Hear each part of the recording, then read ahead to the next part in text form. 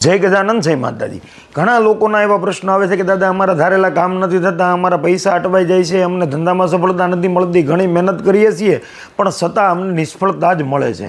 તો તમે તમારા અંદર ઝાંકીને તમારે જોવાનું છે કે તમે ક્યાં ભૂલ કરો છો। તમારી નાની એવી ભૂલ પણ તમારા કાર્યની સફળતાને અટકાવે છે। તમે નિષ્ફળ એટલા માટે થાવ છો કે તમારી ઉપર તમારા કુળદેવીની કૃપા નથી, તમારા ઈષ્ટદેવની કૃપા નથી। ક્યારે કૃપા પ્રાપ્ત થશે એ જાણતા પહેલાં કમેન્ટની અંદર જય માતાજી જરૂર લખી દેજો ને આ વિડીયોને શેર કરવાનું ભૂલતા નહીં। એમ કહેવાય તમે જમવા બેસો છો ને તમારી સામે જે થાળી આવે છે એ થાળી પવિત્ર નથી, થાળી સાફ નથી, તો તમારી એ થાળીની અંદર કોઈ પણ હારથિયાઓ જ્યારે પીરસવા નીકળશે તો એની અંદર જમવાનું કંઈ પીરસશે નહીં, કારણ તો કે એ પાત્ર ખરાબ છે।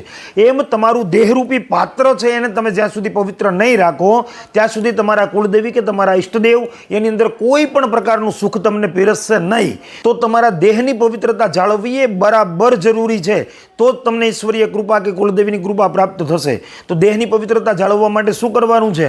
બને ત્યાં સુધી જે તે જ્યાં ત્યાં જ્યારે ત્યારે તમારે ખાવાનું નથી। કદાચ તમને ખાવાનો શોખ છે એ ખાઈ લો છો, એટલે કે અભક્ષ્ય વસ્તુનું તમારે ક્યારેય સેવન ન કરવું, ક્યારેય મદિરાનું પાન ન કરવું કે ક્યારેય માંસ, મટન કે ઈંડા ઇત્યાદિ ક્યારેય ખાવું નહીં। તમે જે કુળમાંથી આવો છો એ કુળની દેવી તમારી સાત્વિક છે, અને તમે જો કોઈ આવી આસુરી વસ્તુઓ ખાશો તો તમારી કુળદેવી તમારાથી નારાજ થઈ જશે ને એની કૃપા અટકી જશે, એટલે તમારા દરેક કામ બગડતા તમને નજરે દેખાશે। જો તમે તમારા કામને સુધારવા માગતા હોય, ધંધામાં સફળ થવા માગતા હોય તો તમારા દેહની પવિત્રતાને જાળવવી બહુ જ જરૂરી છે। જય ગજાનંદ, જય માતાજી।